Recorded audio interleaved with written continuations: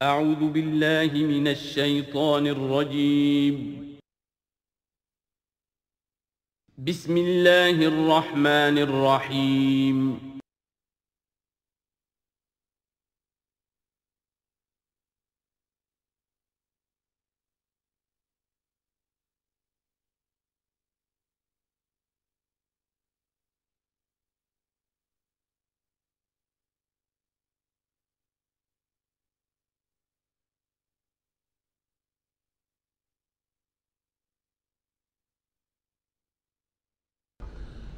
الحمد للہ وکفیٰ والصلاة والسلام علی عبادہ الذین اصطفیٰ خصوصاً علی افضلہم وخاتم النبیین محمد الامین وعلی آلہ وصحبہ اجمعین اما بعد فقد قال اللہ تبارک وتعالی کما ورد فی سورۃ الحجر اعوذ باللہ من الشیطان الرجیم بسم اللہ الرحمن الرحیم وَلَقَدْ جَعَلْنَا فِي السَّمَاءِ بُرُوجًا وَزَيَّنَّاهَا لِلنَّاظِرِينَ وَحَفِظْنَاهَا مِنْ كُلِّ شَيْطَانٍ رَجِيمٍ إِلَّا مَنِ اسْتَرَقَ السَّمْعَ فَأَتْبَعَهُ شِهَابٌ مُّبِينٌ صدق اللہ العظیم۔ رب اشرح لي صدری ویسر لي امری واحلل عقدۃ من لسانی یفقہوا قولی۔ اللہم ربنا الہمنا رشدنا واعذنا من شرور انفسنا، اللہم ارنا الحق حقا وارزقنا اتباعہ وارنا الباطل باطلا وارزقنا اجتنابہ، اللہم ربنا آنس وحشتنا فی قبورنا وارحمنا بالقرآن العظیم، اللہم اجعلہ لنا اماما ونورا وہدا ورحمہ، اللہم ذکرنا منہ ما نسینا وعلمنا منہ ما جہلنا وارزقنا تلاوتہ آناء اللیل وآناء النہار واجعلہ لنا حجتا یا رب العالمین آمین۔ سورہ حجر کے پہلے رکوع میں، جس کا ترجمہ ہم کر چکے ہیں، 2 مرتبہ قرآن حکیم کے لیے لفظ آیا ہے الذکر، اس کی طرف خصوصی توجہ کی ضرورت ہے۔ ایک تو یہ کہ خود اللہ تعالیٰ نے فرمایا اِنَّا نَحْنُ نَزَّلْنَا الذِّكْرَ وَإِنَّا لَهُ لَحَافِظُونَ، ہم نے ہی یہ ذکر، یہ قرآن نازل کیا ہے اور ہم ہی اس کے محافظ ہیں۔ اور ایک مرتبہ آیا ہے کہ جو آپ کے مخالفین تھے اور جو استہزاء کر رہے تھے، انہوں نے مذاق اڑاتے ہوئے کہا یا ایھا الذی نزل علیہ الذکر انک لمجنون، اے وہ شخص کہ جس کا گمان ہے کہ اس پر الذکر نازل ہوا ہے، ہم تو سمجھتے ہیں کہ تمہارا دماغی توازن ٹھیک نہیں رہا، یا یہ کہ تم پر کسی آسیب کا سایہ آ گیا ہے۔ یہ مجنون کی وضاحت بھی سمجھ لیجئے، مجنون جن سے بھی بنا ہے۔ جن کہتے ہیں عربی زبان میں مخفی شے کو، اس لیے جنین کہلاتا ہے وہ بچہ جو ابھی رحم مادر میں ہے، جو نظر نہیں آتا، چھپا ہوا ہے، معلوم تو ہے کہ بچہ ہے، پیٹ میں ہے، لیکن یہ کہ جنین ہے وہ ابھی وہ چھپا ہوا ہے۔ اسی سے لفظ جنت بنا ہے۔ جنت جو ہے زمین کا وہ ٹکڑا ہے جس پر خوب درخت ہوں، پودے ہوں، گھاس ہو، تو زمین چھپی ہوئی ہو، زمین ڈھکی ہوئی ہے، زمین جو ہے نمایاں نہیں ہے۔ جنت وہ ہے۔ جن علیہ اللیل کا آیا تھا کہ جب حضرت ابراہیم کا تذکرہ تھا، جب رات میں اس پر تاریکی کا پردہ طاری کر دیا تو گویا کہ ہر شے چھپ گئی۔ تو یہ جو جن کسی پر آ جانا، جس کو ہم کہتے ہیں اس پر کو آسیب کا سایہ ہو گیا ہے، تو مجنون کے معنی یہ بھی تھے۔ اور مجنون اس کو بھی کہتے تھے کہ جس کا دماغی توازن ٹھیک نہ رہا ہو۔ اور یہ بات خاص طور پر نوٹ کرنے کی ہے کہ یہ بات اصل میں حضور کے بارے میں بالکل ابتدائی دور میں کہی گئی تھی، اور اس کے کہنے والوں میں وہ لوگ بھی تھے کہ جو معاندانہ انداز میں نہیں بلکہ ہمدردانہ انداز میں کہہ رہے تھے۔ یعنی بالکل شروع میں جب حضور نے دعویٰ کیا نبوت کا اور فرمایا کہ اس طرح میں تھا وہاں غار حرا میں، اور وہاں فرشتہ آیا ہے، جبرائیل آیا ہے، تو بہت سے لوگوں کو گمان ہوا کہ معلوم ہوتا ہے کہ کوئی بدروح، کوئی آسیب کا سایہ ہو گیا ہے انہیں۔ تو اس حوالے سے اس میں صرف مخالفت ابھی نہیں تھی،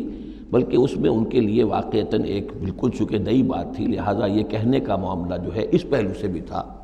کہ اچھے بھلے آدمی تھے، ہم سوچتے تھے کہ واقعی یہ کئی دن جا کے مراقبے کرتے ہیں، اب یہ رہتے ہیں وہاں غار میں اکیلے تنہا دن رات، تو کہیں کچھ ہو نہ جائے تو معلوم ہوتا ہے کچھ ہو گیا ہے، تو کوئی نہ کوئی جنون عارضہ ہو گیا ہے یا جن کا سایہ ہو گیا ہے۔ تو اس لفظ کو بھی سمجھ لیجیے، اور جو بتانا تھا وہ یہ ہے کہ سورہ نون جو کہ بالکل ابتدائی دور میں نازل ہوئی ہے، جس کا نام سورہ قلم بھی ہے،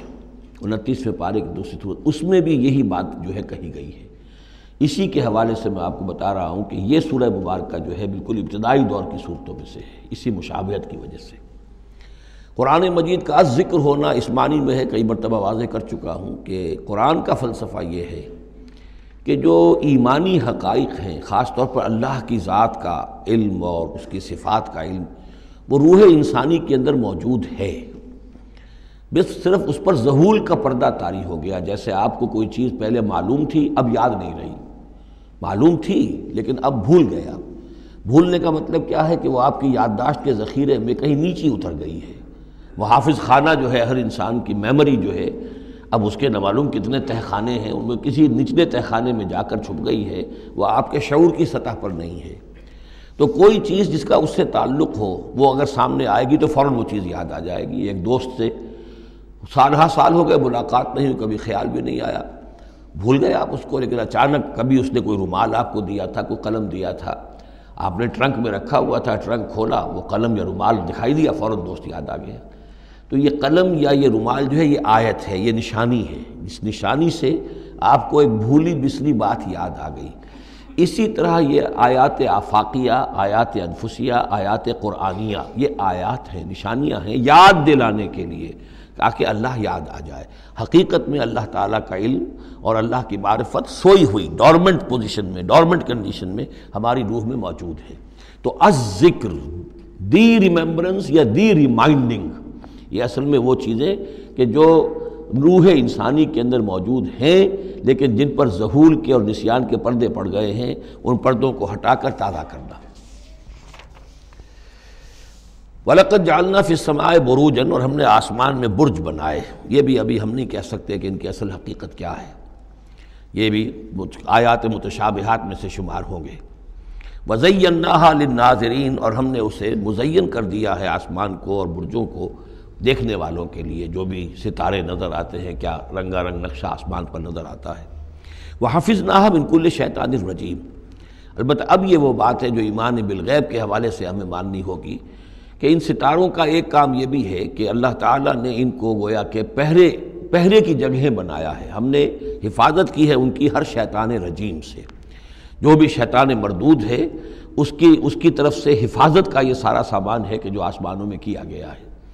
اب اس کے لیے آج میں چاہتا ہوں کہ وہ بات آپ سمجھ لیں اچھی طرح، کہ جیسے آپ آگے آ بھی جائے گا کہ انسانوں کی تخلیق جو ہے وہ تو یوں سمجھیے اس کائنات کے تخلیق کے اعتبار سے بڑی ریسنٹ شے ہے، بڑی ماضی قریب کی بات ہے۔ انسانوں سے بہت پہلے جنات پیدا کیے گئے تھے، جنات سے بہت پہلے ملائکہ پیدا کیے گئے تھے، اور انسانوں کی ارواح بھی اسی دور میں پیدا کی گئیں جبکہ یہ ملائکہ پیدا کیے گئے تھے۔ تو جتنی مخلوقات کو ہم جانتے ہیں، بہت سی مخلوقات اب بھی ایسی ہوگی کہ جس کا ہمیں کوئی شعور نہیں، ادراک نہیں، ہم جانتے ہی نہیں۔ جیسے ابھی ہمیں ریسنٹلی معلوم ہوا وائرس بھی کسی بلا کا نام ہے، اس سے کچھ پہلے ہمیں معلوم ہوا بیکٹیریا بھی کسی چیز کو کہتے ہیں، ورنہ یہ کہ ان چیزوں کا کوئی علم ہمیں نہیں تھا۔ ابھی پتہ نہیں اور کیا کیا چیزیں ہیں کہ جو ظہور میں آنے والی ہیں،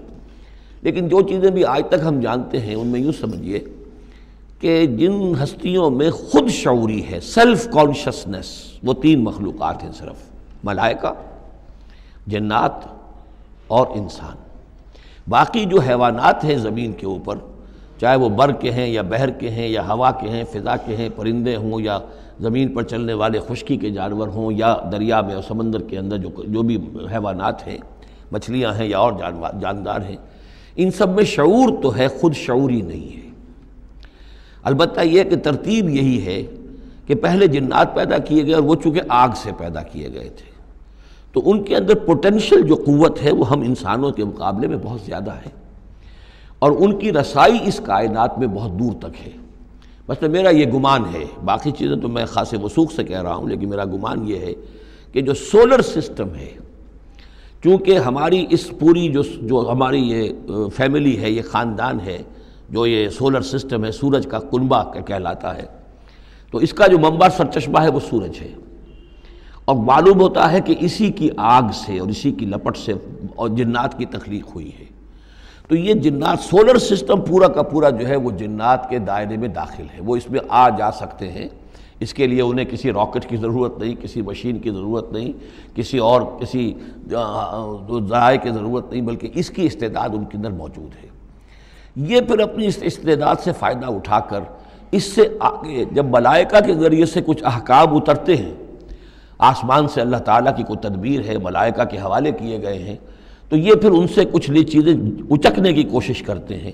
تاکہ وہ جا کر انسانوں میں سے جو وہ عامل لوگ ہیں، کاہن لوگ ہیں، ان کو جا کے ان کو کچھ بتا دیں کہ اب یہ ہونے والا ہے۔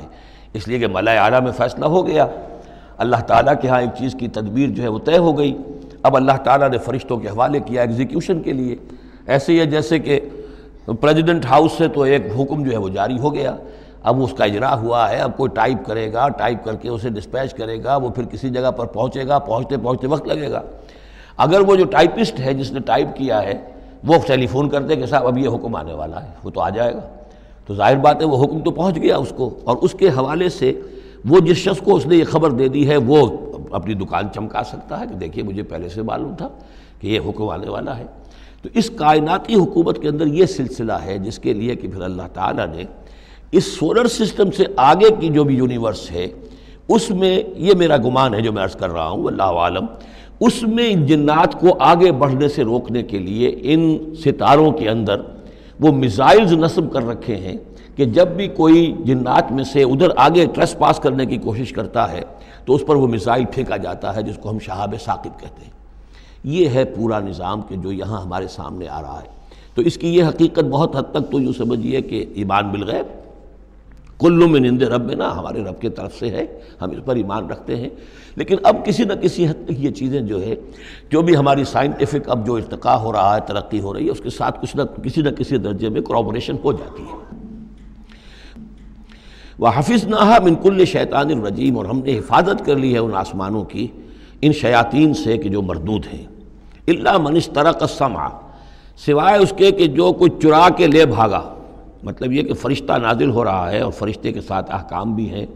چونکہ یہ وہ نوری ہے، یہ ناری ہے، نور اور نار کے درمیان فاصلہ بہت تھوڑا ہے، بہت قرب ہے، لہذا اس کی بدولت اسی وجہ سے یہ جن تھا جو تھا عزازیل، لیکن فرشتوں کے ساتھ اس کا اٹھنا بیٹھنا تھا، انہی میں شامل تھا، اسی لیے ان کی جو آپس میں جو ان کا قرب ہے اس کی وجہ سے فرشتوں سے کوئی اچک لیتے ہیں۔ إِلَّا مَنِ اسْتَرَقَ السَّمْعَ، اگر کسی نے کوئی چیز سن لی اور سن کر وہ بھاگا، فَأَتْبَعَهُ شِهَابٌ مُبِينٌ، تو اس کا پیچھا کرتا ہے ایک انگارہ چمکتا ہوا۔ یہ مثائلز ہیں کہ جو اللہ تعالیٰ نے نصب کیے ہوئے ہیں۔ وَالْأَرْضَ مَدَدْنَاهَا، اور زمین کو ہم نے پھیلا دیا جیسے بستر پھیلایا جاتا ہے۔ وَأَلْقَيْنَا فِيهَا رَوَاسِيَ، اور اس میں ہم نے لنگر ڈال دیے۔ یہ پہاڑ جو ہیں قرآن مجید بار بار کہتا ہے کہ زمین کا جو سٹیبلائزنگ ایفیکٹ ہے ان پہاڑوں کا زمین کی حرکت کے دوران۔ فَأَنبَتْنَا فِيهَا مِنْ كُلِّ شَيْءٍ مَوْزُونٍ، اور اس میں ہم نے اگا دی ہر شے جو کہ بہت ہی اندازے سے ہے، یعنی یہ کہ جو بھی کوئی ایک شے بھی اگر ایک حد سے آگے بڑھ جائے تو وہ باقی ساری چیزوں کو ختم کر دے گی۔ بعض ایسی مچھلیاں ہیں کہ اگر ان کی جو ریپروڈکٹیو صلاحیت ہے، جتنے ان کے انڈے ہوتے ہیں وہ سب انڈے جو ہیں وہ مچھلیاں بن جائیں تو چند ہی سال کے اندر یہ زمین جو ہے اس سے کئی گنا حجم جو ہے وہ ایک مچھلی کی اولاد سے اور ایک مچھلی کی نسل سے وجود میں آ جائے گا۔ تو ایک کنٹرول کیا ہوا اللہ نے ہر شے کے اوپر، تمام چیزیں جو ہیں وہ ایک اندازے کے مطابق، ایک وزن کے ساتھ، ایک اندازے کے ساتھ اس دنیا میں چل رہی ہیں۔ مِنْ كُلِّ شَيْءٍ مَوْزُونٍ، ہر چیز جو ہے وہ ایک اندازے اور وزن کے مطابق ہے۔ وَجَعَلْنَا لَكُمْ فِيهَا مَعَائِشَ، اور ہم نے اس میں تمہارے لیے طرح طرح کے معاش کے سلسلے پیدا کر دیے۔ وَمَن لَسْتُمْ لَهُ بِرَازِقِينَ، اور ہم تو ان کو بھی روزی کا سامان دیتے ہیں جن کو تم رزق نہیں دیتے۔ ایک تو یہ ہے کہ تمہارے پاس گھوڑا بندھا ہوا ہے، تمہیں فکر رہتی ہے چارہ اس کو دینا ہے، کچھ نہ کچھ دانہ ڈالنا ہے، لیکن کتنی مخلوقات ہماری ہے کہ تم نہیں ہو اس کو رزق دینے والے، ہم رزق پہنچا رہے ہیں۔ وَإِن مِّن شَيْءٍ إِلَّا عِندَنَا خَزَائِنُهُ، اور نہیں ہے کوئی شے مگر یہ کہ ہمارے پاس تو اس کے خزائن ہیں، لا متناہی، ہماری ریسورسز جو ہیں وہ یہ کہ لمیٹڈ نہیں ہے، لیکن وَمَا نُنَزِّلُهُ إِلَّا بِقَدَرٍ معلوم، ہم نہیں نازل کرتے اس میں سے مگر ایک اندازے کے مطابق جو طے شدہ ہے۔ یعنی یہ کہ سٹور تو بہت بڑا ہے، لیکن یہ کہ سٹور سے جو ایشو ہوتا ہے اللہ تعالیٰ کے ہاں ہر چیز کا، تو اس کا ایشو ہونا جو ہے وہ اندازے کے مطابق ہے، ایک حساب کتاب کے ساتھ ہے، ورنہ جیسا کہ میں نے کہا کیوس ہو جائے۔ وَأَرْسَلْنَا الرِّيَاحَ لَوَاقِحَ، اور ہم نے بھیج دی ہوائیں، ہم بھیج دیتے ہیں ہوائیں جو بوجھل ہوتی ہیں یا بوجھل کرنے والی ہوتی ہیں۔ لواقعہ کا مفہوم پہلے تو یہ سمجھا جاتا تھا کہ چونکہ وہ بادلوں کو لے کر آتی ہیں اس اعتبار سے، لیکن اب ادھر ایک اشارہ ہو رہا ہے جدید سائنس کے حوالے سے کہ پولن گرینز جو ہیں وہ بھی ہواؤں کے ذریعے سے آتے ہیں، اور وہ پھر آ کر پھولوں کو جب وہ وہاں فرٹیلائزیشن ہوتی ہے تو اس سے پھر وہ فصل بنتی ہے۔ تو ہوائیں جو ہیں وہ گویا کہ بار آور کرتی ہیں، اور اس طریقے سے یہ نباتاتی نظام چل رہا ہے۔ فَأَنزَلْنَا مِنَ السَّمَاءِ مَاءً، پھر ہم نے اتار دیا آسمان سے پانی، فَاسْقَيْنَاكُمُوهُ، پھر ہم نے وہ پانی تمہیں پلایا، تمہارے پینے کے لیے بندوبست کیا۔ وَمَا أَنْتُمْ لَهُ بِخَازِنِينَ، اور دیکھو تم اس کا سٹور نہیں کر سکتے، اس کا خزانہ نہیں بنا سکتے۔ کہاں کس طرح بناؤ گے خزانہ؟ واقعہ یہ ہے کہ یہ جو واٹر سائیکل ہے اس دنیا میں، یہ بھی اللہ تعالیٰ کے عظیم یعنی سمجھیے کہ کرشموں میں سے اور اللہ کے معجزات میں سے بہت بڑا معجزہ ہے کہ یہ جو ہمارے پہاڑوں کے اوپر اتنے بڑے بڑے گلیشیئرز ہیں، یہ کیا ہے؟ یہ واٹر سٹوریج ہے، ٹینکس ہے۔ یہیں سے تو پانی ہے جو آ رہا ہے نیچے، وہ پگھل رہا ہے سب دھوپ سے، اور پھر وہ ندی نالوں سے ہو کے دریاؤں میں آیا، اور دریاؤں سے ہوتا ہوا زیر زمین سوتوں میں سے بھی گزر رہا ہے۔ وہ آپ نے کہیں پمپ سے نکال لیا، کہیں کنواں کھود لیا، پھر وہ پانی سارا کا سارا سمندروں کے اندر پہنچ گیا، ڈرین ہو گیا، پھر سمندر سے اب یہاں پر وہ ہو رہا ہے کہ دھوپ کی تمازت سے اب اس کی وہ بخارات بن رہے ہیں، اور وہ بخارات اوپر جا رہے ہیں، پھر وہ واپس جا رہا ہے، پھر وہ جو اوور ہیڈ ٹینکس ہیں وہ پھر جو ہے ریپلینش ہو رہے ہیں، وہ ساری جو کمی ہو گئی تھی پھر نئی برف پڑ گئی ہے، نیا سٹور۔ یہ جو نظام ہے اللہ کا، اور یہ واٹر سائیکل سے ہی زندگی قائم ہے۔ مبدأ حیات پانی ہے، مادہ تخلیق حیوانات کا، جو اس دنیا کے حیوانات ہیں ان کا مادہ تخلیق مٹی ہے، مادہ تخلیق جنات کا آگ ہے، مادہ تخلیق انسانی ارواح اور ملائکہ کا نور ہے، لیکن مبدأ حیات جو ہے، حیات انسانی جو ہے یہاں پر، یا حیات حیوانی جو زمین کی ہے، اس پلینٹ کے اوپر جو زندگی ہے، اس کا مبدأ پانی ہے، اس حیات کا۔ تو اب یہ پانی کا سائیکل ہے جو چل رہا ہے۔ وما انتم لہو بخازنین، تم اس پانی کا کتنا خزانہ کر سکتے ہو، کتنا سٹور کر سکتے ہو، کس طرح کا نظام چلا سکتے ہو، کتنے بڑے پیمانے پر یہ واٹر سائیکل جو ہے اللہ تعالیٰ نے اس دنیا کے اندر چلایا ہوا ہے۔ وَإِنَّا لَنَحْنُ نُحْيِي وَنُمِيتُ، اور یہ یقیناً ہم ہی ہیں جو باقی بھی رکھتے ہیں اور موت بھی وارد کرتے ہیں، زندہ بھی رکھتے ہیں اور موت بھی وارد کرتے ہیں۔ وَنَحْنُ الْوَارِثُونَ، اور پھر ہم ہی وارث ہوں گے، ہر شے ختم ہو جائے گی، کسی کی کوئی ملکیت نہیں رہے گی، ساری کی ساری چیزیں پھر ہماری ہی کائنات ہے، ہماری ہی ملکیت ہے۔ وَلَقَدْ عَلِمْنَا الْمُسْتَقْدِمِينَ مِنْكُمْ وَلَقَدْ عَلِمْنَا الْمُسْتَأْخِرِينَ، ہمارے علم میں سے ہے کون لوگ تم میں سے آگے بڑھیں گے۔ اب دیکھیے چونکہ ابتدائی زمانے کی صورت ہے یہ، اب کون لوگ ہوں گے جو آگے بڑھ کر قرآن کو سینے سے لگائیں گے، کون لوگ ہوں گے جو محمد کی دعوت پر لبیک کہیں گے، یعنی جو ہم پڑھ چکے ہیں سورہ توبہ میں، السابقون الاولون من المہاجرین والانصار والذین اتبعوہم بإحسان، یہ کون لوگ ہوں گے ہمیں معلوم ہے۔ ہم تو پہلے سے جانتے ہیں کہ ابو بکر ایک لمحے کی دیر نہیں لگائے گا، ہمیں معلوم ہے کہ عثمان کو ایک کچھ زیادہ وقت نہیں لگے گا، ہمیں معلوم ہے کہ ابو بکر کی تبلیغ سے یہ طلحہ اور زبیر اور عبد الرحمن ابن عوف اور سعید ابن زید اور یہ سب لوگ جو ہے ایمان لے آئیں گے، اور ہمیں یہ بھی معلوم ہے کون پیچھے رہ جائے گا، وہ بھی ہمیں معلوم ہے۔ وَلَقَدْ عَلِمْنَا الْمُسْتَقْدِمِينَ مِنْكُمْ وَلَقَدْ عَلِمْنَا الْمُسْتَأْخِرِينَ وَإِنَّ رَبَّكَ هُوَ يَحْشُرُهُمْ، اور پھر آپ کا رب ان سب کو جمع کرے گا۔ إِنَّهُ حَكِيمٌ عَلِيمٌ، یقیناً وہ کمال حکمت والا اور علم رکھنے والا ہے۔ اب جو اگلا رکوع آ رہا ہے سورہ مبارکہ کا، یہ اس اعتبار سے بڑا اہم ہے کہ اس میں تخلیق انسانی کے ضمن میں ایک بڑی ثقیل اصطلاح استعمال ہوئی ہے، اور یہ ثقیل اصطلاح 3 مرتبہ آئی ہے۔ اب ظاہر بات ہے کہ قرآن مجید جو ہے اگر اس طرح کی کوئی شکل اختیار کرتا ہے تو کوئی نہ کوئی حکمت اور ضرورت اس کی پشت پر ہوتی ہے۔ وَلَقَدْ خَلَقْنَا الْإِنسَانَ مِنْ صَلْصَالٍ مِّنْ حَمَإٍ مَّسْنُونٍ، اور یقیناً ہم نے انسان کو بنایا ہے اس مٹی سے جو سنی ہوئی تھی گارے کی اور پھر سوکھ کر کھنکنے لگی۔ حَمَإٍ مَّسْنُون، سنا ہوا گارا جس میں سے بدبو بھی اٹھ رہی ہو۔ دیکھیے یہ جو انسان کے مادہ تخلیق کے ضمن میں قرآن میں الفاظ آئے ہیں، اب ان کو گنتے جائیے۔ نمبر 1 تراب، مٹی سے بنایا انسان کو، مٹی میں پانی مل گیا، گارا بن گیا تو اس کو کہتے ہیں تین، من تین، خلقتنی من نار وخلقتہ من طین، یہ سورہ اعراف میں ہم پڑھائے ہیں۔ ابلیس نے کہا تھا کہ مجھے تو نے بنایا آگ سے اور اس کو بنایا آدم کو گارے سے، اور اب چاہتا اور مجھے حکم دے رہا ہے کہ میں اس کے سامنے جھکوں، میں تو اس کے سامنے نہیں جھک سکتا۔ 3 کے بعد آیا 3 لازب، گارا پڑا رہے تو وہ جب اس کے اندر پھر کچھ چپچپاہٹ پیدا ہو جاتی ہے، اور یہ پرانے زمانے میں ہوتا تھا، اب تو میں سمجھتا ہوں کہ جدید نسل کو تو ان چیزوں کا علم ہی نہیں ہے۔ کچے گھر بنتے تھے تو انہیں لیپتے تھے، پوتتے تھے، گارا بناتے تھے، تغاری ہوتی تھی، پھر مٹی کے اندر تھوڑی سی توڑی ڈال دیتے تھے۔ کوئی آرگینک میٹر ڈالیں گے تو فرمنٹیشن ہوگی تو لیس سا اٹھے گا، ورنہ یہ کہ گارا جو ہے اگر اس گارے سے اگر پلسٹر کریں گے تو وہ پھٹ جائے گا۔ لیکن جب وہ گارا ذرا سن جاتا ہے، اس میں لیس پیدا ہو جاتا ہے، تو پھر اب جب اس کے ساتھ لیپتے تھے دیواروں کو، میں نے تو اپنے بچپن میں یہ سب دیکھا ہے، ایسے گھروں میں ہم رہے بھی ہیں کہ جن میں یہی فرش بھی اسی طریقے سے لیپے ہوئے ہوتے تھے اور دیواریں بھی ہوتی تھیں، تو یہ کہ پھر اس کے اندر وہ ایک لیس سا پیدا ہو جاتا ہے فرمنٹیشن سے، وہ 3 لازب ہے۔ اس سے اگلی سٹیج یہ ہے کہ اب وہ سڑنے لگے، یہ یعنی فرمنٹیشن اتنی پہنچ گئی کہ اس میں ہے حمیم مسنون، سنا ہوا گارا۔ پھر اگر کسی وجہ سے وہ خشک ہو جائے تو اب وہ کھنکنے لگتا ہے، جیسے کہ کبھی آپ نے دیکھا ہوگا ساحل کے قریب یا کسی دلدلی علاقے میں پپڑی اوپر آ جاتی ہے، جیسے زمین کے اوپر جو ہے پپڑی سی ہوتی ہے، اس پر آپ چلتے ہیں تو وہ کر کر ٹوٹتی ہے، کھنکنے والی مٹی بن جاتی ہے، وہ سنا ہوا گارا خشک ہو کر کھنکنے لگتا ہے۔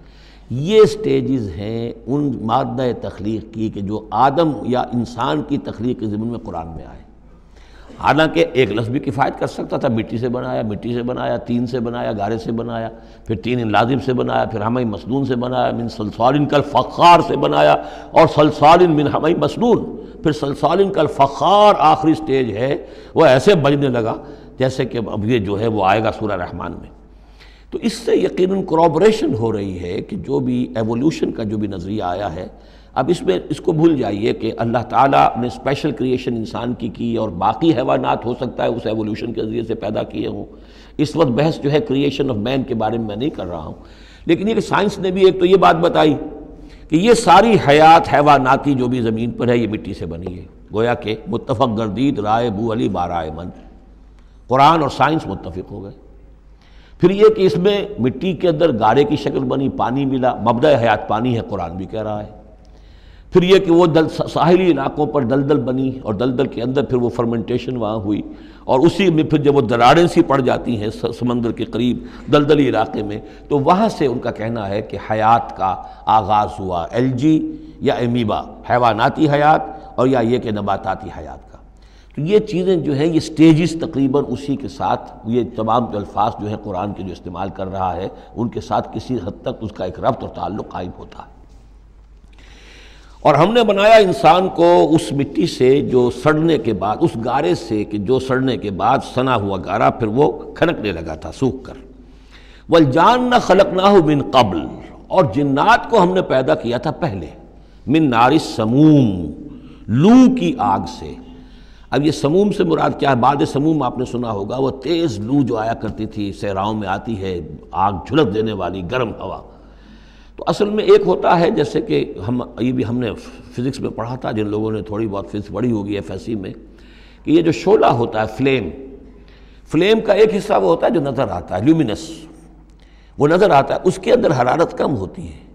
اور ایک انویزیبل جو ہوتا ہے اس کے گرد حالہ جو نظر نہیں آتا، اس میں ہوتی ہے تیزی شدید جو ہوتی ہے، سب سے زیادہ ٹیمپریچر جو ہوتا ہے وہ اس میں ہوتا ہے کہ جو اس کا حصہ نظر نہیں آتا۔ اس حصے سے، آگ کی اس لو کی لپٹ سے، یا لو کی لپٹ سے جو بھی اسے کہیں، اس سے ہم نے جنات کو پیدا کیا۔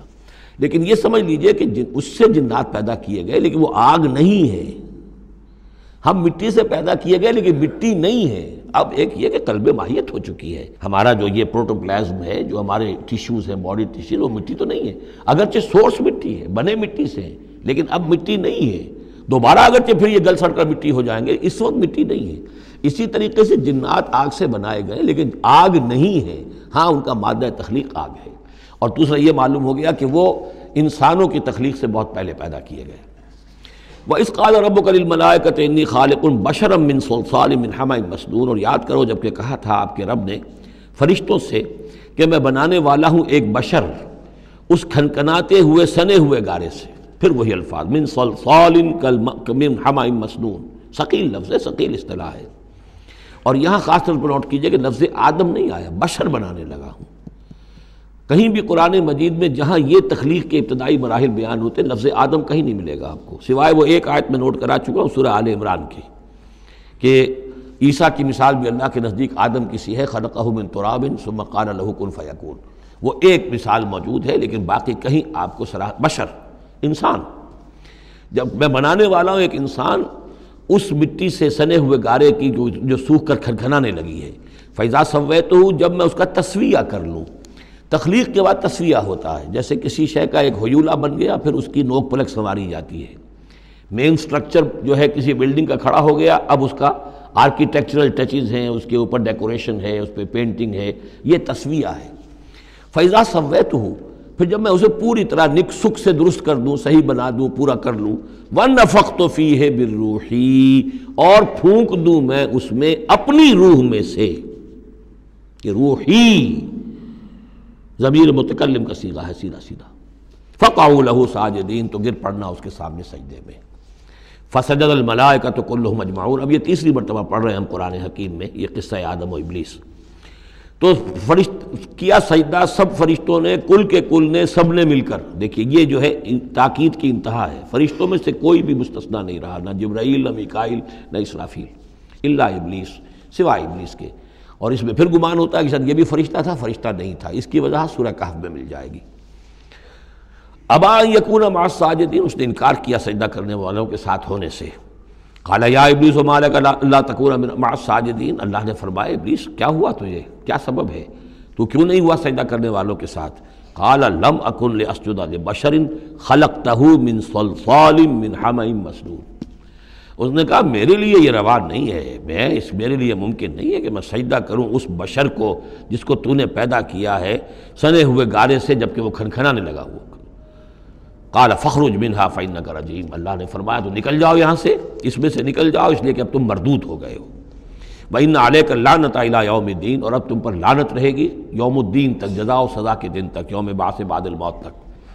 قال رب فانظرنی الی یوم یبعثون، تو اس نے درخواست کی کہ پروردگار پھر مجھے ذرا مہلت دے دے، ڈھیل دے دے اس دن تک کے لیے جس دن کے یہ دوبارہ اٹھائے جائیں گے۔ قال فإنک من المنظرین، اللہ تعالیٰ نے اسی شان بے نیازی کے ساتھ فرمایا اچھا جاؤ ٹھیک ہے، تمہیں ڈھیل دے دی گئی، تمہیں یہ رخصت مل گئی، تمہیں یہ چھوٹ مل گئی، مہلت مل گئی۔ الی یوم الوقت المعلوم، اس وقت معین کے دن تک، یعنی یہ کہ اس وقت تک تم زندہ رہو گے۔ وہ ابلیس جو ہے جن، ویسے جنوں کی زندگیاں شاید انسانوں سے زیادہ ہوتی ہوں، میں نہیں جانتا کتنی ہوتی ہیں، لیکن یہ کہ کوئی اور جن نہیں ہے کہ جو اس وقت سے آج تک زندہ ہو سوائے اس ایک جن کے جس کا نام عزازیل تھا، اور یہ جن جو ہے وہ ابھی تک زندہ ہے اپنی اسی ذات کے ساتھ، باقی اس کی اولاد، اس کی اور نسل جو ہے، اس کی ذریت ہے، وہ اپنی جگہ ہے۔ قال رب بما اغویتنی، اب اس نے کہا پروردگار جو تو نے مجھے گمراہ کیا، اب نوٹ کیجئے وہ گمراہی کو اللہ کی طرف منسوب کر رہا ہے۔ بما اغویتنی، تو نے جو مجھے گمراہ کیا ہے، لأزینن لہم فی الارض ولأغوینہم اجمعین، تو میں اب ان کو یعنی آدم کی اولاد، آدم اور حوا کی اولاد کو میں زمین میں ان کو خوب مزین کر دوں گا، زمین ان کے لیے یہ اسی میں خوب گم ہو جائیں گے، زمین اور اس کی چمک دمک اور اس کی رونقیں اور زیبائشیں آرائشیں ان کی نگاہوں میں کھب جائیں گی۔ وَلَأُغْوِيَنَّهُمْ أَجْمَعِينَ، تجھے بھول جائیں گے، وہ لگ جائیں گے انہی چیزوں کے اندر، اور میں ان سب کو گمراہ کر کے چھوڑوں گا۔ لَأُغْوِيَنَّهُمْ أَجْمَعِينَ، سب کو، إِلَّا عِبَادَكَ مِنْهُمُ الْمُخْلَصِينَ، سوائے ان میں سے ان کے کہ جن کو تو اپنا خاص بندہ بنا لے، تو اپنا خاص بندہ بنا لے، مخلص کر لے، یہاں پہ وہی نوٹ کیجئے مخلص ہے، مخلصین، جن کو تو خالص کر لے اپنے لیے، ظاہر بات ہے کہ اس پر تو میرا زور نہیں چلے گا، باقی یہ کہ میں کسی کو چھوڑوں گا نہیں۔ قال ھذا صراط علی مستقیم، اللہ تعالیٰ نے فرمایا ٹھیک ہے یہ راستہ ہے میری طرف سیدھا، یعنی یہ میرے اور تمہارے درمیان معاملہ طے ہو گیا، میں نے تمہیں چھوٹ دی، تم اپنا زور لگا لو، جس طرح بھی چاہو بہکا لو، باقی یہ کہ ان عبادی لیس لک علیہم سلطان، میرے بندوں پر تجھے اختیار کوئی نہیں ہوگا، یعنی اختیار کسی بھی انسان پر نہیں ہے، یہ نہیں کہ جس کو اللہ نے مخلص کر لیا ہو اس پر اختیار نہیں، اختیار اسے کسی بھی انسان پر نہیں ہے۔ ان عبادی لیس لک علیہم سلطان الا من اتبعک من الغاوین، سوائے ان کے کہ جو خود تیری پیروی کرے، خود غاوین میں سے ہو، خود ان کے اندر غوا ہو، خود ان کے اندر سرکشی ہو، خود وہ جو ہے وہ اپنی نفس پرستی کی طرف مائل ہو، وہ تو تیری پیروی کریں گے، ان کو تو جدھر چاہے لے جا، جس کھائی میں چاہے لے جا کے ان کو پھینک دے، اور جس جہنم کی جس وادی میں چاہے ان کو گرا دے، مجھے اس سے دلچسپی نہیں، لیکن یہ کہ میرے کسی بندے پر تجھے اختیار حاصل نہیں ہوگا۔ وَإِنَّ جَهَنَّمَ لَمَوْعِدُهُمْ أَجْمَعِينَ، اور پھر جہنم ہی ان سب کا ٹھکانہ ہوگا، سب کا جو بھی تیری پیروی کریں گے۔ لہا سبعۃ ابواب، اس جہنم کے 7 دروازے ہیں، لکل باب منہم جزء مقسوم، اور ہر ان میں سے ہر دروازے کے لیے ہم نے ایک اس کا نصیب مقرر کر رکھا ہے کہ اتنے جن اتنے انسان اس سے جائیں گے۔ ہو سکتا ہے کہ وہ بڑے بڑے کبیرہ گناہوں کے حوالے سے کہ یہ لوگ جو ہیں جو ان گناہوں میں ملوث ہوں گے وہ اس دروازے سے جائیں گے، جو ان گناہوں میں ملوث ہوں گے وہ اس سے جائیں گے، واللہ اعلم۔ ان المتقین فی جنات وعیون، اب وہی سائملٹینیس کنٹراسٹ کہ جب جہنم والوں کا تذکرہ ہوا تو متقین کا بھی، اور جو اہل تقوی ہوں گے فی جنات وعیون، وہ ہوں گے جنتوں میں، باغات میں اور چشموں میں۔ ادخلوها بسلام آمنین، ان سے کہا جائے گا داخل ہو جاؤ ان باغات میں پورے امن کے ساتھ، کوئی خوف نہیں، کوئی اندیشہ نہیں۔ وَنَزَعْنَا مَا فِي صُدُورِهِم مِّن غِلٍّ، یہ مضمون پہلے بھی آ چکا ہے، اور ہم نکال دیں گے ان کے دلوں میں سے جو کچھ قدورت ہوگی، اہل ایمان کی آپس میں کوئی شکوہ، کوئی شکایت، کسی سے کوئی تکدر ہو، کوئی غل ہو، وہ ہم نکال دیں گے۔ عَلَىٰ سُرُرٍ مُتَقَابِلِينَ، وہ بیٹھے ہوئے ہوں گے تختوں کے اوپر ایک دوسرے کے آمنے سامنے۔ جب کسی سے ناراضگی ہو تو آدمی آنکھیں چار نہیں کرتا بلکہ نظر چرا جاتا ہے، لیکن جب کوئی ایسی بات نہیں، دل صاف ہے، تو آمنے سامنے بیٹھ کے باتیں کریں گے، سینگ آئی ٹو آئی۔ متقابلین لا یمسہم فیہا نصب، انہیں نہیں پہنچے گی اس میں نہ تو کوئی تکان، وما ہم منہا بمخرجین، نہ پھر وہ اب اس سے نکالے جائیں گے۔ جب اہل جنت میں داخل ہونے کے بعد کسی کا وہاں سے نکلنے کا امکان نہیں۔ نبئ عبادی، اے نبی میرے بندوں کو بتا دیجئے، انی انا الغفور الرحیم، کہ میں یقیناً غفور ہوں، رحیم ہوں۔ میری اصل شان تو یہ ہے، لیکن وَأَنَّ عَذَابِي هُوَ الْعَذَابُ الْعَلِيمُ، میری ایک دوسری شان بھی ہے، اور وہ یہ ہے کہ میرا عذاب تو وہ بھی بہت دردناک عذاب ہے۔ لہذا کوئی آدمی جو ہے وہ نڈر نہ ہو جائے، نچنت نہ ہو جائے، وہ میری مغفرت کی امید بھی رکھے، میری رحمت سے آس بھی لگائے رکھے، لیکن یہ کہ میرے عذاب سے ڈرتا بھی رہے۔ بین الخوف والرجاء، یہ کیفیت رہنی چاہیے۔ وَنَبِّئْهُمْ عَنْ ضَيْفِ ابراہیم، اور ذرا ان کو بتا دیجئے حالات ابراہیم کے جو مہمان آئے تھے ان کے بارے میں، وہی جو پہلے ہم پڑھ چکے ہیں سورہ ہود میں۔ اِذْ دَخَلُوا عَلَيْهِ فَقَالُوا سَلَامًا، جب وہ داخل ہوئے حضرت ابراہیم کے ہاں مکان پہ آئے، انہوں نے کہا سلام۔ قَالَ إِنَّا مِنْكُمْ وَجِلُونَ، تو حضرت ابراہیم نے کہا کہ ہمیں تو تم سے کچھ خوف آ رہا ہے، آپ لوگ کون ہیں، ذرا اپنی آئیڈینٹی بتائیے۔ قَالُوا لَا تَوْجَلْ إِنَّا نُبَشِّرُكَ بِغُلَامٍ عَلِيمٍ، انہوں نے کہا کہ نہیں ڈریے نہیں، ہم تو آپ کو ایک بڑے صاحب علم بیٹے کی بشارت دینے آئے ہیں۔ قَالَ بَشَّرْتُمُونِي عَلَىٰ أَن مَسَّنِيَ الْكِبَرُ فَبِمَ تُبَشِّرُونَ، تو حضرت ابراہیم نے فرمایا کہ یہ کیا بشارت آپ مجھے دے رہے ہیں، اس کے باوجود، علی یہاں علی الرغم کے معنی میں، اس کے باوجود کہ مجھ پر بڑھاپا طاری ہو چکا ہے، تو ذرا سوچ سمجھ کے بشارت دیجیے، کوئی غلطی تو نہیں لگی ہے آپ کو۔ قالوا بشرناک بالحق، ان کا نہیں، ہم نے بشارت آپ کو دی ہے حق کے ساتھ، قطعی اور حقیقی بات ہے، شدنی امر ہے، یہ ہو کر رہنے والا ہے۔ فلا تکن من القانتین، تو اے ابراہیم آپ تو پھر نا امید لوگوں میں سے تو نہ ہو جائیے، مایوس نہ ہو جائیے۔ قال ومن یقنط من رحمت ربہ الا الضالون، تو حضرت ابراہیم نے کہا کہ ہاں یہ بات تو آپ صحیح کہہ رہے ہیں، اللہ تعالیٰ کی رحمت سے مایوس تو صرف وہی ہو سکتے ہیں جو گمراہ ہوں۔ اللہ کی قدرت، اللہ کی رحمت، عین بڑھاپے میں اللہ مجھے اولاد دے دے، 87 برس کی عمر میں بیٹا دے دے، جیسے اس نے حضرت یحییٰ کی والدہ کو، جو کہ بالکل بانجھ رہیں ساری عمر، اور حضرت زکریا جو ہیں بہت بوڑھے ہو چکے تھے، اسی طریقے سے معاملہ یہاں بھی ہوا ہے۔ قال فما خطبکم ایھا المرسلون، اب انہوں نے پوچھا کہ اے فرشتادو، اے جو بھیجے گئے ہو، ایلچی ہو، تمہارا کیا معاملہ ہے، یعنی کس قدر جا رہے ہو، کیا قصد ہے، کیا ارادہ ہے۔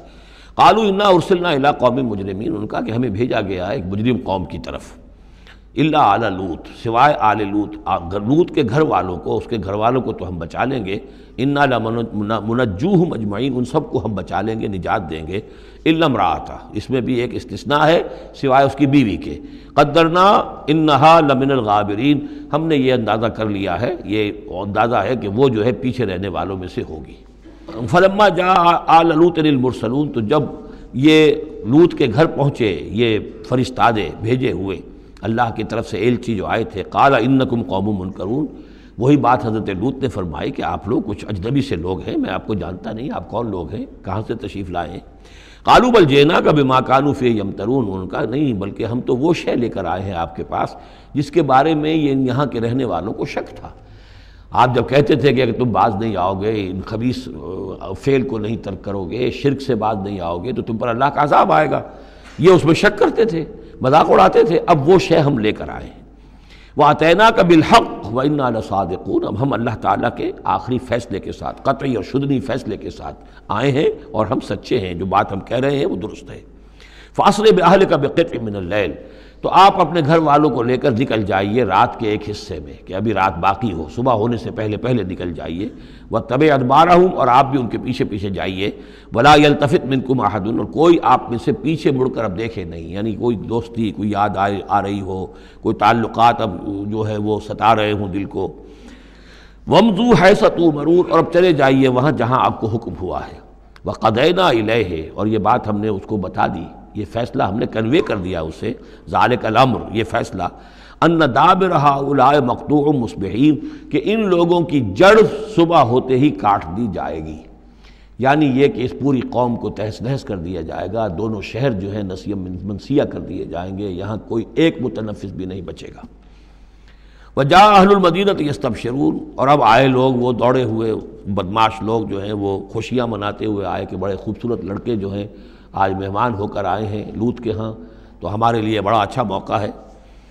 قال ان ہؤلاء ضیفی فلا تفضحون، حضرت لوط نے ان سے کہا یہ دیکھو میرے مہمان ہیں، مجھے رسوا نہ کرو، واتقوا اللہ ولا تخزون، اللہ کا تقوی اختیار کرو اور میری بے آبروئی مت کرو۔ قالوا اولم ننہک عن العالمین، انہوں نے کہا کہ دیکھو لوط، ہم نے تمہیں تمام جہانوں والوں سے روکا ہوا نہیں ہے کہ تم ٹھیکہ مت لو کسی کا، ہم جس کے ساتھ جو چاہیں کریں، تم کون ہوتے بیچ میں آنے والے، تم کو ٹھیکیدار بن گئے ہو پوری دنیا کے۔ اولم ننہک، کیا ہم نے منع کیا تمہیں، نہیں کیا تمہیں کہ تمام جہان والوں کی حمایت میں نہ کھڑے ہو جایا کرو۔ قال ہؤلاء بناتی ان کنتم فاعلین، ان کا یہ میری بیٹیاں حاضر ہیں، اگر تمہیں کچھ کرنا ہی ہے تو یہ کہ ظاہر اللہ تعالیٰ نے تمہارے لیے جو جوڑے بنائے ہیں تو وہ تو عورتیں ہیں، تو وہ ہے، میں عرض کر چکا ہوں، اس سے مراد یہ بھی لی گئی ہے کہ میری قوم کی جو یہ بیٹیاں ہیں تمہارے گھروں میں پڑی ہیں جن کو تم نے چھوڑا ہوا ہے، اصل میں تو تمہارے لیے اللہ تعالیٰ نے وہ فطری راستہ بنایا تھا، یا یہ کہ انہوں نے اتمام حجت کے لیے،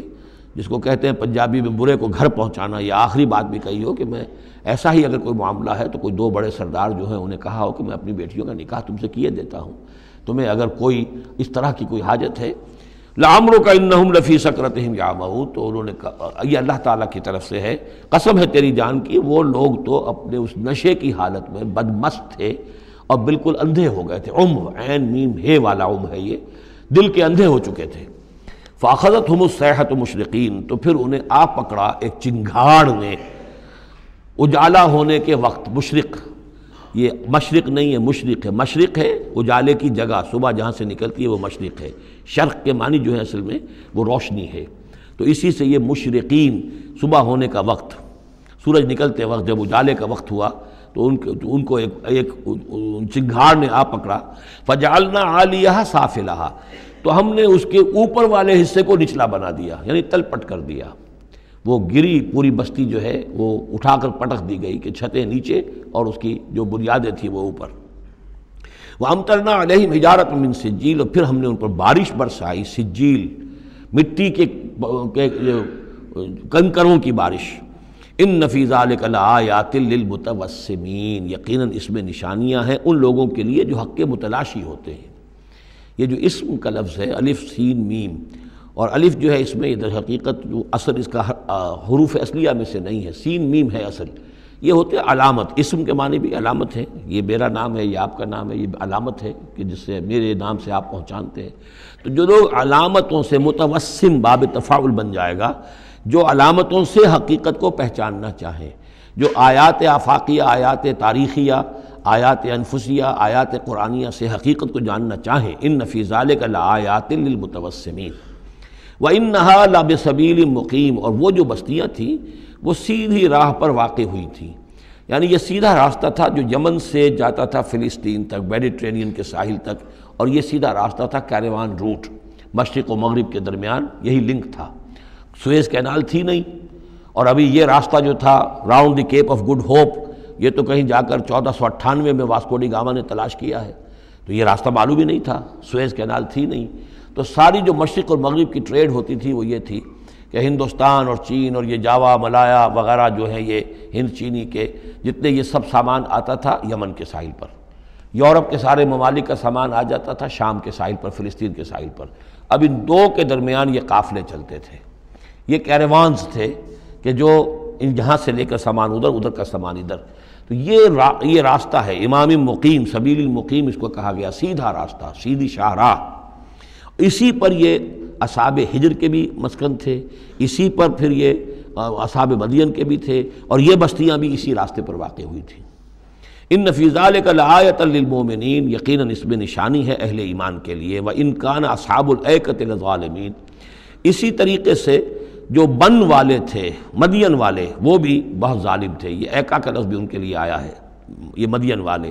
فانتقمنا منہ، یہاں پہ صرف تذکرہ ہو رہا ہے، یہاں تذکرہ آپ نے دیکھا کہ صرف حضرت لوط علیہ السلام کا ہوا ہے اس انباء الرسل کے انداز میں، باقی حضرت ابراہیم کا تذکرہ ہو گیا ہے، وہ وہی ہے قصص النبیین کے انداز میں۔ باقی یہاں پر جو تذکرے ہو رہے ہیں یہ بھی صرف ذکر ہے، یہ انباء الرسل کا ذکر ہے، کہ جیسے حضرت شعیب، لیکن شعیب کا نام نہیں یہاں آیا، بلکہ یہ کہ صرف یہ کہ مدین والے۔ فانتقمنا منہم، ان سے بھی ہم نے انتقام لیا۔ وَإِنَّهُمَا لَبِإِمَامٍ مُّبِينٍ، اور یقیناً وہ بھی، یہ دونوں جو بستیاں ہیں کھلے راستے پر واقع ہوئی ہیں، وہی راستہ جو میں نے ابھی آپ کو بتایا ہے۔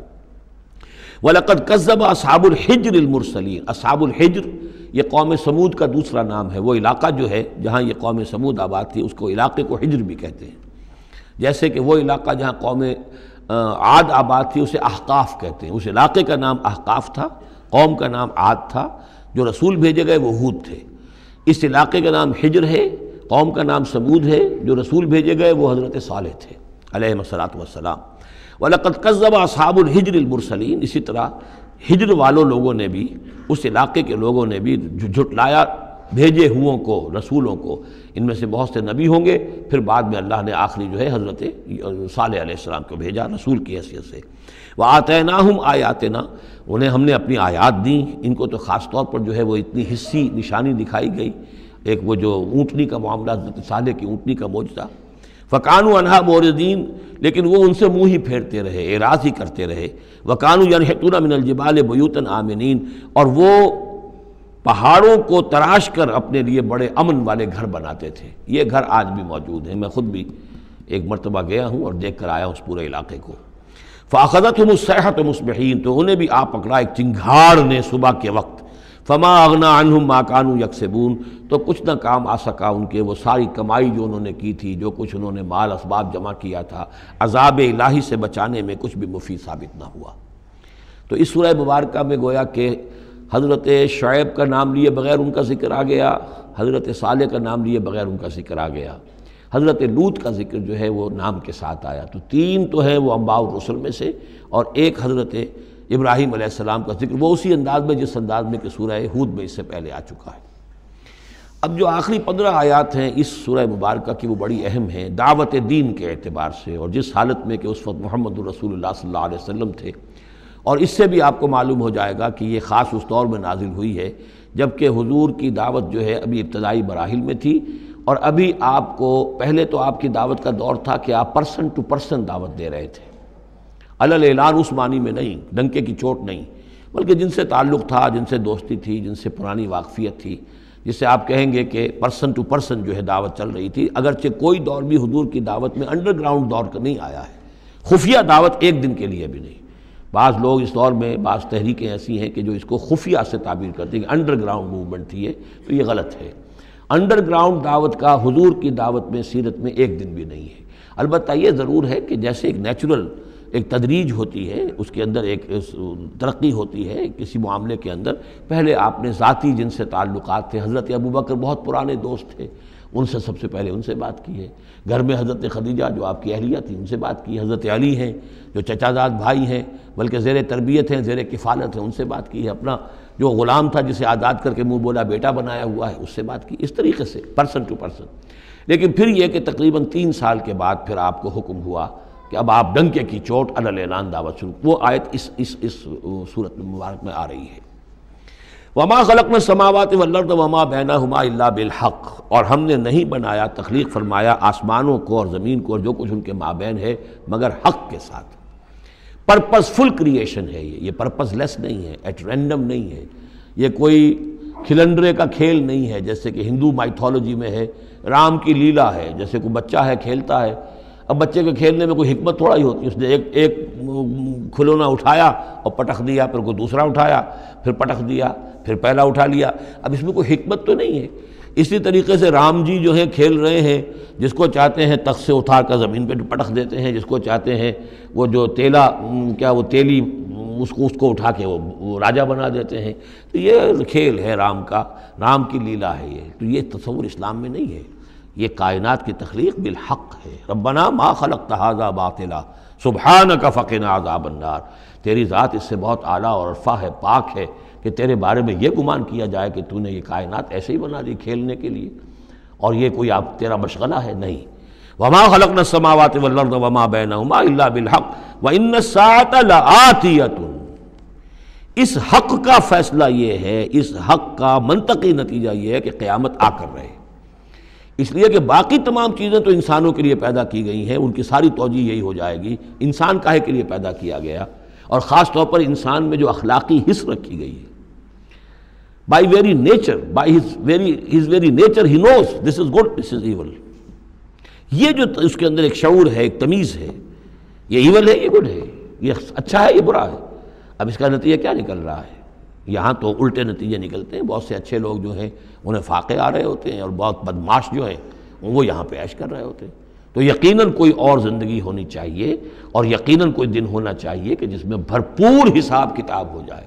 نیک و کاروں کا حساب کتاب ہو جائے، اور پھر ان کی زندگی ایسی ہو کہ بھرپور صلہ انہیں ان کا مل سکے، اور بدکاروں کی بدکاریوں کا حساب کتاب ہو جائے، اور پھر ایسی زندگی ہو، ایسا نظام ہو کہ انہیں پوری سزا مل سکے۔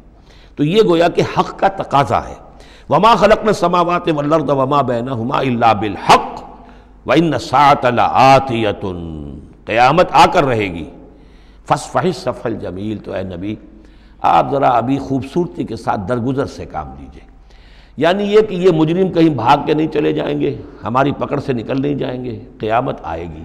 ایک کافر کردار کو پہنچ جائیں گے۔ ابھی آپ ذرا تحمل کیجئے، صبر سے کام لیجئے۔ فاصفح الصفح الجمیل، ابھی ہماری مرضی اس میں ہے کہ ہم ان کی رسی دراز کریں، یہ جو کچھ کہہ رہے ہیں برداشت کر لیجئے، سن لیجئے، سنا انسنا کر دیجئے، یہ جو آپ صبر کریں گے اس سے آپ کے درجات بلند ہوتے چلے جائیں گے۔ لیکن فوری طور پر آپ کے دل میں اگر یہ خیال پیدا ہونے بھی لگے بربنائے طبع بشری کہ انہیں سزا ملنی چاہیے، یہ بدبخت مجھے کیا کہہ گیا، ابھی یہ مجھے پاگل کہہ گیا،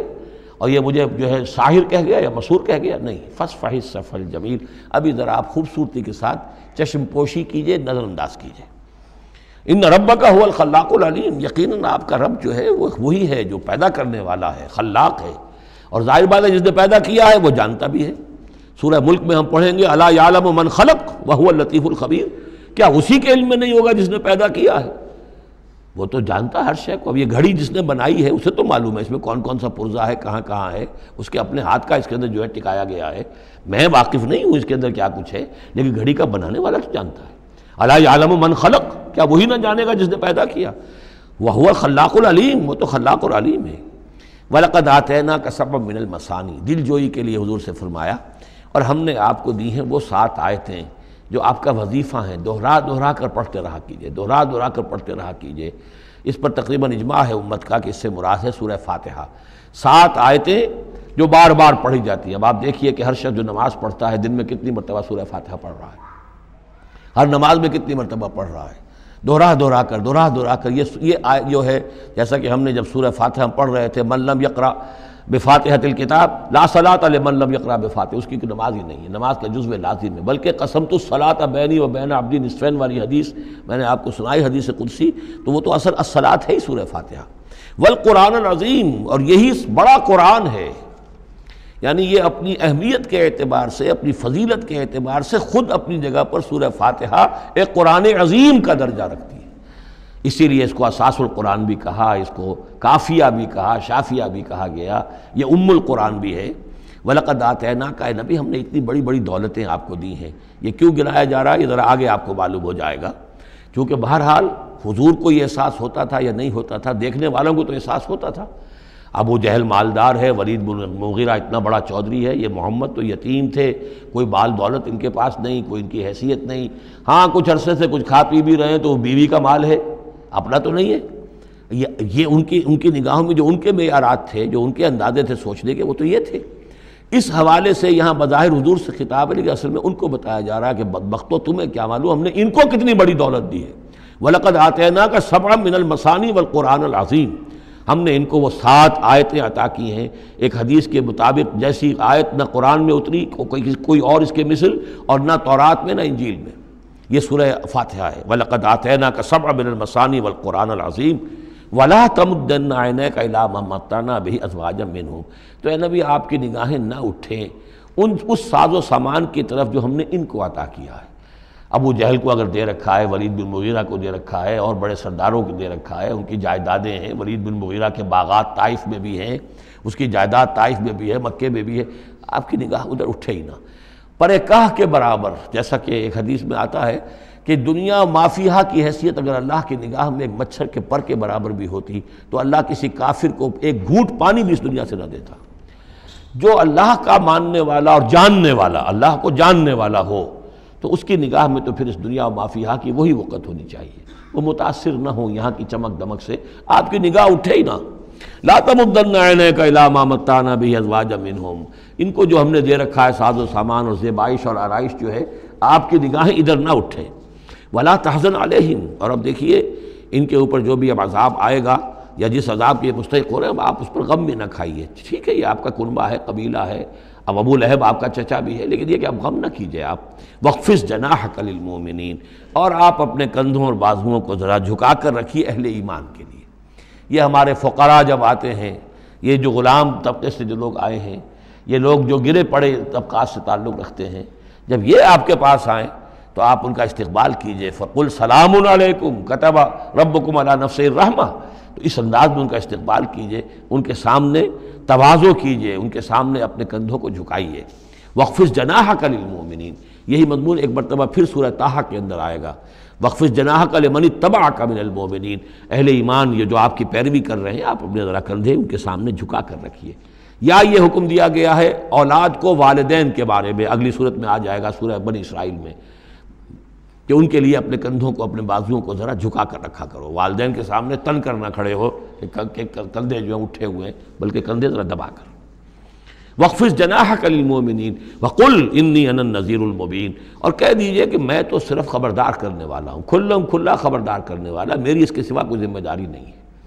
كَمَا أَنزَلْنَا عَلَى الْمُقْتَسِمِينَ، جیسے کہ ہم نے نازل کیا ہے ان پر کہ جنہوں نے تقسیم کر لیا ہے، الذین جعلوا القرآن عظیم، قرآن کو انہوں نے بوٹلیاں بنا لیا ہے، اس کو توڑ کے ٹکڑے کر دیا ہے۔ اب اس کے اندر دو رائے ہیں، ایک تو یہ کہ اس قرآن سے مراد یہی قرآن ہے، اور مذاق اڑایا کرتے تھے لوگ، یہ جو بھی تھے ابو جہل اور اس کے ساتھی، بھائی فلاں صورت تو میری ہے، وہ تمہیں لے جاؤں گا، وہ فلاں صورت جو محمد کہتا ہے وہ تم لے جانا، وغیرہ وغیرہ، آپس میں وہ تقسیم کرتے تھے ہنسی مذاق میں۔ تو اس حوالے سے انہوں نے قرآن کو بوٹیاں بنا کر اپنے اندر تقسیم کرنا شروع کر دیا ہے۔ ایک رائے یہ ہے، مجھے وہ زیادہ قرین قیاس معلوم ہوتا ہے کہ قرآن کے لفظ کا اطلاق تورات پر بھی ہوا ہے، کہ یہ قرآن وہ ہے جو محمد پر نازل ہوا، ولا بالذی بین یدیہ، ایک اور جگہ ہم آگے چل کر دیکھیں گے، وہ قرآن جو اس سے پہلے تھا، اور وہ گویا کہ وہ تورات تھی اللہ کی کتاب۔ تو جس طریقے سے تورات کے ٹکڑے ٹکڑے کر دیے تھے یہود نے، اور قراطیسا تجعلونہ قراطیسا تبدونہا وتخفون کثیرا، یہ ہم پڑھ چکے ہیں سورہ انعام کی آیت نمبر 91 میں، تو جیسے کہ ٹکڑے ٹکڑے کر کر اور کچھ حصہ ظاہر کیا کچھ چھپایا، تو ان دونوں کی رائے ہے، وہ میں نے آپ کے سامنے پیش کر دی۔ فَوَرَبِّكَ لَنَسْأَلَنَّهُمْ أَجْمَعِينَ، تو تیرے رب کی قسم اے محمد صلی اللہ علیہ وسلم، ان سب کو ہم جمع کر کے رہیں گے۔ اما نسألنهم اجمعین، ہم ان سے پوچھ کر رہیں گے،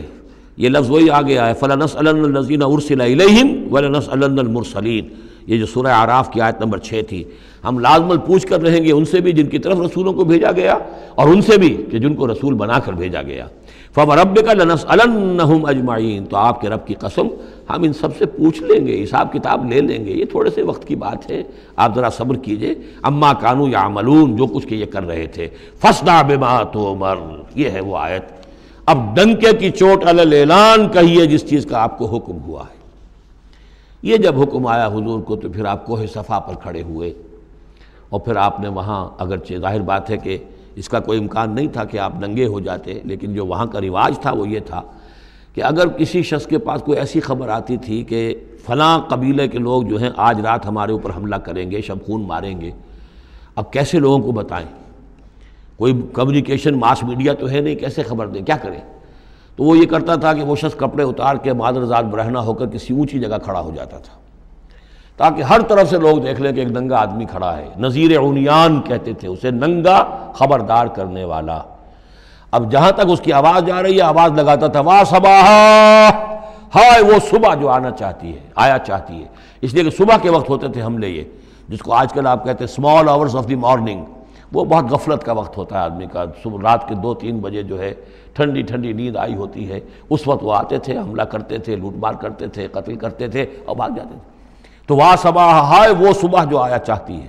تو اب لوگ دوڑتے تھے کہ بھائی کہاں کی خبر آئی ہے، کون ہے، کون سا قبیلہ ہے، کس کے بارے میں اطلاع ہے، اطلاع صحیح ہے غلط ہے. تو یہ ان کا رواج تھا. تو حضور نے یہ کیا، صرف ایک چیز اس میں سے نکال دی. ننگے ہونے کا سوال نہیں تھا معاذ اللہ، لیکن آپ بھی کھڑے ہو گئے کوہ صفا پر، وا صباحا کا نعرہ لگایا. اب لوگ آئے دوڑے، کوئی خبر دی ہے، محمد دینا چاہتے ہیں، کوئی بات ہے بڑی اہم، کوئی بات ہے. وہاں آپ نے پھر اپنی دعوت پیش کی. تو اسی مجمع میں پھر ابو لہب نے کہا تھا تبا لک لہذا جمعتنا، تمہارے لیے ہلاکت ہو، ہمیں اس کام کے لیے جمع کیا تھا، ہم اپنے بڑے بڑے اہم کاموں میں لگے ہوئے تھے. وہ مہاجن تھا، کہیں مہاجنی سود اپنا لین دین کا حساب کر رہا ہوگا بیٹھا ہوا، میں وہ سب چھوڑ کر آیا ہوں کہ کوئی خاص اہم بات تم نے بتانی ہے، لیکن تم نے یہ کیا کیا. تو یہ ہے وہ واقعہ، اور اس سے معلوم ہو جاتا ہے کہ یہ سورہ مبارکہ جو ہے اسی دور کی، ابتدائی دور کی ہے. فاصدع بما تؤمر واعرض عن المشرکین. تو اب ڈنکے کی چوٹ کہیے اب جو کہ آپ کو حکم دیا گیا ہے، اور ان مشرکوں سے اعراض کیجئے، پرواہ نہ کیجئے ان کی. انا کفیناک المستہزئین، یہ جو استہزاء کرنے والے ہیں، تمسخر اڑانے والے ہیں، ہم آپ کی طرف سے ان کے لیے کافی ہو رہیں گے. ان کی کوئی مخالفت آپ کا کچھ بال بیکا نہیں کر سکے گی. الذین یجعلون مع اللہ الہا آخر، جو اللہ کے ساتھ ساتھ اور بھی الہ گھڑے بیٹھے ہوئے ہیں. فسوف یعلمون، تو ان قریب انہیں معلوم ہو جائے گا کہ اصل حقیقت کیا ہے اور وہ کس طرح کی گمراہیوں میں پڑے ہوئے تھے. اب وہ آیت آ گئی جس کا کئی مرتبہ میں حوالہ دے چکا ہوں، اور سورہ انعام میں خاص طور پر وَلَقَدْ نَعْلَمُ، اے نبی ہمیں خوب معلوم ہے، اَنَّكَ يَضِيقُ صَدْرُكَ بِمَا يَقُولُونَ، کہ جو کچھ یہ لوگ کہہ رہے ہیں اس سے آپ کا سینہ بھجتا ہے. کسی نے پاگل کہہ دیا، کسی نے مجنون کہہ دیا، آصیب کا سایہ آ گیا، کوئی ہمدردی کے انداز میں آ کے کہتا ہے. عتبہ ابن ربیعہ ایک دفعہ آیا، کیونکہ وہ بزرگ تھا، خاندان کا معمر آدمی تھا. بھتیجے میرے بڑے تعلقات ہیں عاملوں سے بھی، کاہنوں سے بھی، واقعی اگر کوئی تم پر کوئی سایہ ہو گیا ہے، کوئی بری روح کوئی آ گئی ہے تو مجھے بتا دو، میں بلا کے لے آؤں گا، علاج کرا دوں گا تمہارا. اب کوئی کچھ کہہ رہا ہے، کوئی کچھ کہہ رہا ہے. کسی نے کہا شاعر ہے، کسی نے کہا کہ ایک انہوں نے غلام پکڑ کے رکھا ہوا ہے، عجمی غلام، اسے کمرے میں بند کیا ہوا اپنے گھر کے اندر، اور وہ عالم ہے بہت بڑا جو پورے پچھلی کتابوں کا جاننے والا، اس سے ڈکٹیشن لیتے ہیں اور پھر آ کر ہم پر دھونس جماتے ہیں کہ یہ اب وحی آئی ہے. تو یہ ساری باتیں سنتے تھے حضور صلی اللہ علیہ وسلم، تو آپ کو تکلیف پہنچتی تھی، کوفت ہوتی تھی. وَلَقَدْ نَعْلَمُ،